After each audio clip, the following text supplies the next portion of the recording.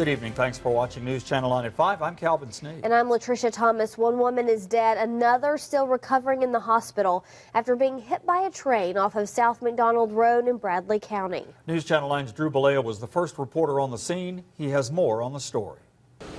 Two women are hit by this Norfolk Southern train. First responders find them 70 yards down the tracks.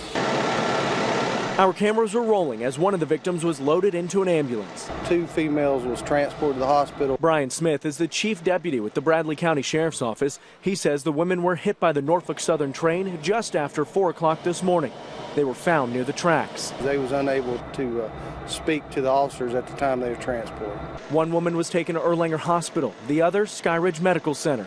I just heard the train come to a real fast screeching halt. Steve Moody lives near the tracks. And when you hear one stop that fast, you know they've hit something. He says he came outside and talked with the conductor who was walking up and down the tracks with a flashlight. He says the conductor mentioned hitting something. He heard a ka-chunk when he ran over it. Moody says trains run through the B Avenue and South McDonald intersection each morning, and you can tell when they're coming. They start blowing a good 100 yards before they ever get to the crossing, and he was blowing.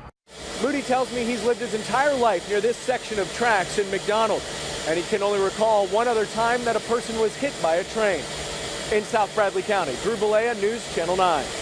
The woman killed by the train was identified as Megan Snyder. Shayna Parker is still recovering in the hospital. Police are still trying to figure out why the women were on the tracks to begin with.